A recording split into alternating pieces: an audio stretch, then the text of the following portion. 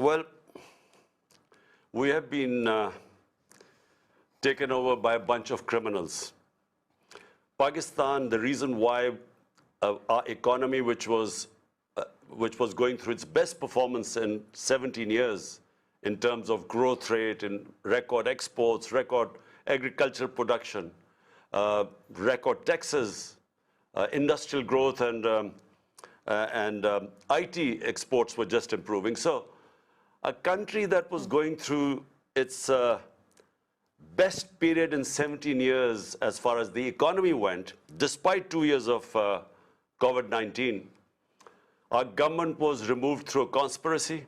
The conspiracy was led by our ex-army chief. He combined with these two crooked families who had been ruling Pakistan for 30 years. And I had replaced them. So he brought them back, and their 61% of the cabinet was on bail on corruption cases. So they were imposed on us. And now what has happened is that they're all petrified of elections. They know that my party, whenever there are elections, will sweep the elections. Out of 37 by-elections since we have been out of power, my party has swept 30 of them.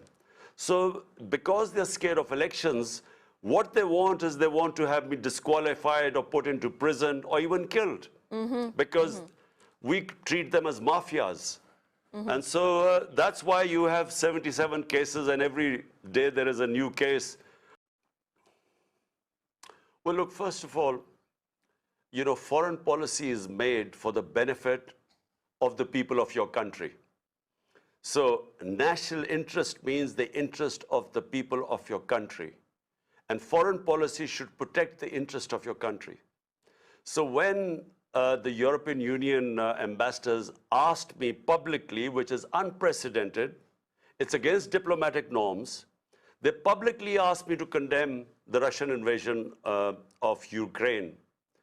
I asked them one question, that why did they not ask India to condemn the Russian invasion?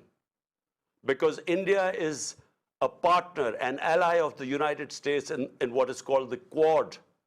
So it's a strategic ally. So why did they not ask India? Why did they ask Pakistan? So that was my number one point, which is bizarre. I mean, how dare they interfere in our internal politics?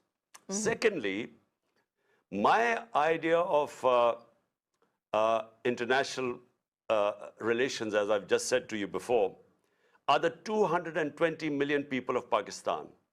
We had negotiated with Russia, just like India, to get discounted oil, because after the Ukraine invasion, the price of international oil went up. And countries like us suffer when the prices of oil go up, because it causes inflation, which causes poverty. Well, look, first of all, the reason why I said absolutely not, it's because Pakistan joined the US war on terror. 80,000 Pakistanis were killed.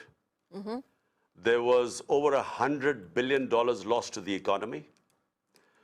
We had over 400 drone attacks conducted by the US, bombings inside Pakistan, and a lot of the drone attacks killed innocent civilians. And the revenge attacks for the drone attacks were against the Pakistani security forces. And what did Pakistan get out of this joining the US war in the end? We were blamed for playing a double game. We were not even given credit for the sacrifices this country made for fighting their war. And so I'm not anti the United States. I think Pakistan should have good relationship with the US. US is a superpower, our trading partner. The most powerful expatriate Pakistani community is the Pakistani American community. So, I mean, we have to have good relationship with them. But, you know, a relationship that must have dignity and respect. The only viable solution is giving them autonomy, independence, according to the wishes of the people of Kashmir.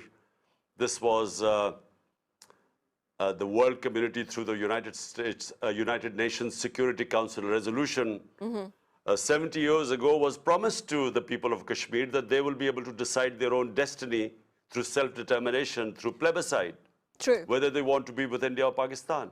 So they should be given the right. You can't, use force, and you cannot, through the barrel of a gun, keep people enslaved.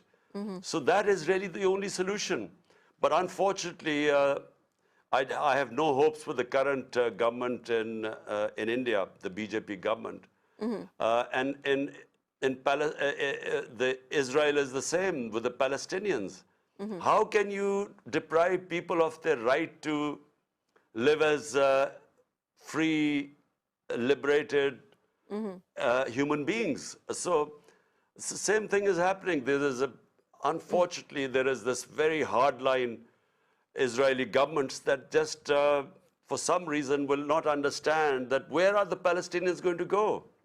And how long will you keep them imprisoned like that, or in an open prison? You have to give them their rights sooner or later. Otherwise, this problem is not going to go away. But unfortunately, I don't see much logic and reasoning amongst the hardline Israelis. Why is morality selective for the European ambassadors or for the United States? Exactly. Because when it comes to their interest, they do not condemn what is happening in Palestine or what is happening in Kashmir, because Israel is their ally and India is their ally. But they want us to take positions double standards, on sir. international relations, which is their issue. And it's their issue. I mean, the European war is not Pakistan's issue. True. So they want us to take stand there where it can be very costly for our people.